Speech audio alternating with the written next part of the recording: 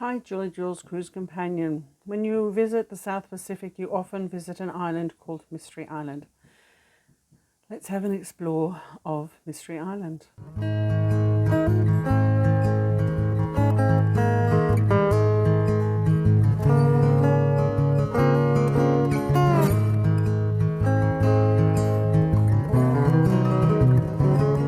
Mystery Island is known by the locals by two names, Inyeug or Keanu. There is an airstrip on Mystery Island, and the legend goes that it was made by the Australians during World War II, but I think you will actually find it was constructed before that by a plantation owner or something of that nature, and a lot of the soil was bought from the Big Island because Mystery Island is a coral atoll. It wouldn't have had enough soil or strength to be able to make an airstrip. So it's got soil from the mainland. Aneityum, which is the large island just next door, has a population of 1,200 people. Mystery Island has a population of 0. So when the cruise ships come, the locals go across to Mystery Island. And of the villages that are on Aneityum, one village has about 1,000 people, or just under 1,000 people, and the other two villages have about 200 people apiece or so. There is no motorbikes, no cars, no roads on Aneityum. There's over 100 separate dialects through these islands.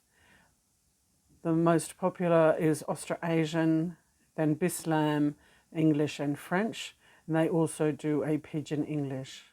The original population came to Vanuatu about 3,500 years ago from the Solomon Islands and Papua New Guinea. They're a combination of Polynesian and Melanesians. Heritage can also be traced back to Tokanau, the Chiti and Tonga. The word Melanesian stems back from the Greek mela, meaning dark, as in melalin, melina, or melancholy, and Nesia means island, so the dark islands. In 1606, Portuguese explorer Pedro Fernando de Quay discovered the island of Espírito Santo. The islands at the time would have had a population of about 12,000 headhunters.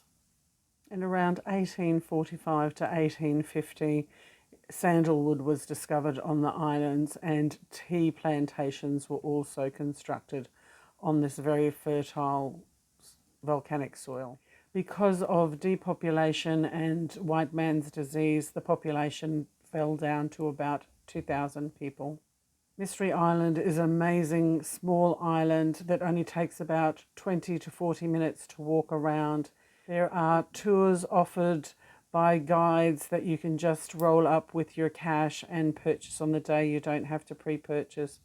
There are souvenirs, there are snacks. Bring your cash, wear your sunscreen, wear a hat and wear reef shoes. It is a coral atoll, so some of the sand is actually fine shell grit, which can be coarse on your feet. There are beautiful fish and turtles. If you are snorkeling, you don't have to go far off the beach to be able to find some amazing wildlife.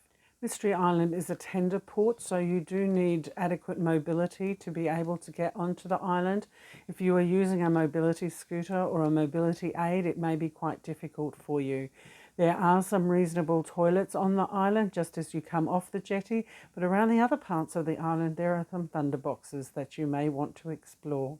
Other things you can spend your money on other than just the markets is stand-up paddle boarding. There's a massage hut. There is a hair braiding stand. You can even spend $5 having your photo taking with the chameleons, Romeo and Juliet. You can give the provider $5 and you can have your photo taken in a cannibal pot with a cannibal pretending to attack you. Great souvenir. There used to be children singing when you went to the island, but there were no children singing this time. There were just some adults singing, and you could just tip them into a little jar.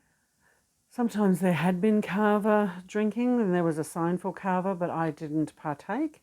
But it is a pristine, beautiful island. Do yourself a favour when you are planning a holiday, consider a cruise to Mystery Island.